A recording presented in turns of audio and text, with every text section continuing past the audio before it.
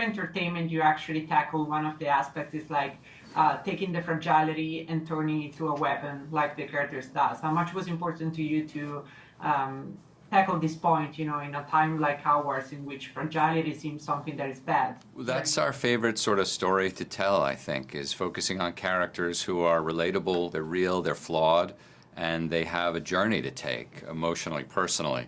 And if we've done the job right, then the audience is invested and wants to follow that journey and see them all kind of become better people by the end. Yeah, there's nothing more boring to us than a story with entirely perfect characters from the outset.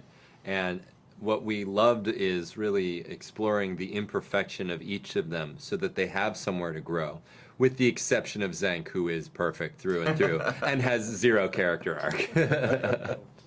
I agree with you. I think there's a sweetness to this film, an earnestness, a big heart that sometimes in at least the way that fantasy and sci-fi and superhero stuff is dealt with, sometimes I feel like there's a shame at doing the story, and so you have to make jokes that are kind of underhanding, and kind of cutting into it, whereas I think our jokes are really sweet and earnest and, so yeah.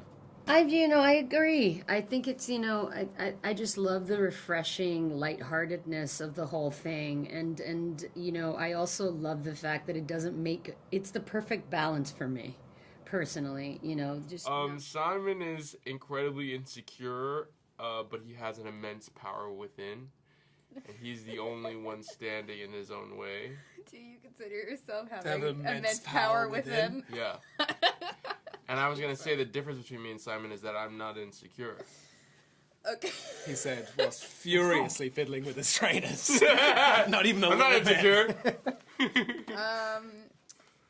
How am I like Doric? We're exactly the same, I think. I mean, not that dissimilar. I have seen you first thing in the morning, and it's owlbear-like in the extreme. I don't know what you mean by that, but